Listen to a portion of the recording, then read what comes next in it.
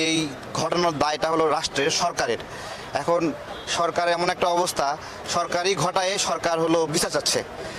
তো এটা হলো আমরা দেখছি, আমরা জানলাম বিষয়টা। আরেকটা বিষয় এটাও দেখলাম যে গণ অভ্যুত্থান হয়ে গেছে, কিন্তু আইন শৃঙ্খলা রক্ষাকারী বাহিনী গণ অভ্যুত্থানের শক্তির উপর একটা আক্রোশ দেখা যাচ্ছে, খুব দেখা যাচ্ছে। তো আপনারা যদি ভাই হিসেবে আমাদের পাশে থাকেন রাষ্ট্র গঠনে, তাহলে আমরা রাজনৈতিক নেতৃবৃন্দ, রাজনৈতিক কর্মীরা ভাই হিসেবে দেখব।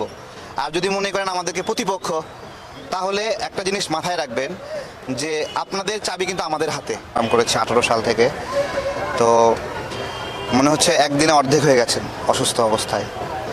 আমাদের একটা প্রশ্ন হলো, গতকালকে এই ঘটনা ঘটার সময়ে বাংলাদেশে একটা পুলিশ কন্ট্রোল রুম আছে, স্বরাষ্ট্র মন্ত্রণালয়ের একটা নিয়ন্ত্রণ সেল আছে। ওই কন্ট্রোল রুমে ওই সেলে কারা কারা ছিলেন গতকালকে, এটা হলো আমাদের জিজ্ঞাসা। এবং তারা এই হামলার নির্দেশনা দিয়েছেন কিনা, এবং ওখানে প্রতিনিধি কারা কারা ছিলেন। যেমন গোপালগঞ্জের ঘটনায় আমরা দেখেছি যে ওইখানে 2-3 জন উপদেষ্টা ছিলেন, তারা নির্দেশনা দিয়েছেন কী কী করতে হবে। ঠিক একইভাবে কালকে এই ধরনের নির্দেশনা সেখান থেকে এসেছিল কি না। কারণ একজন সৈনিক, তার নুরুল হক নুরের ওপর কী আক্রোশ, একজন কনস্টেবল, তার নুরুল হক নুরের ওপর কী আক্রোশ, এটা তো হওয়ার কথা না। আর বিষয়টা এরকম না যে কাকতলীয়, যে একটা কেওয়াস চলছে, লাঠিচার্জ করছে, গড়পড়তা সবার উপর মারছে, এরকম না। এক্স্যাক্টলি টার্গেটটা নুরুল হক নুরের দিকে ছিল। তো এই বিষয়গুলো আপনার হলো কাকতলীয় না, ঘটানো হয়েছে, এবং এই ঘটনার দায়টা হলো রাষ্ট্রের, সরকারের। এখন সরকার এমন একটা অবস্থা, সরকারই ঘটায় সরকার হলো বিচার চাচ্ছে।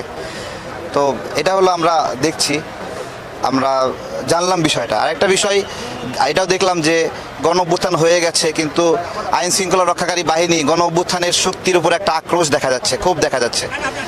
তো আপনারা যদি ভাই হিসেবে আমাদের পাশে থাকেন রাষ্ট্র গঠনে, তাহলে আমরা রাজনৈতিক নেতৃবৃন্দ, রাজনৈতিক কর্মীরা ভাই হিসেবে দেখব। আর যদি মনে করেন আমাদেরকে প্রতিপক্ষ, তাহলে একটা জিনিস মাথায় রাখবেন যে আপনাদের চাবি কিন্তু আমাদের হাতে, হ্যাঁ, আমাদের হাতে।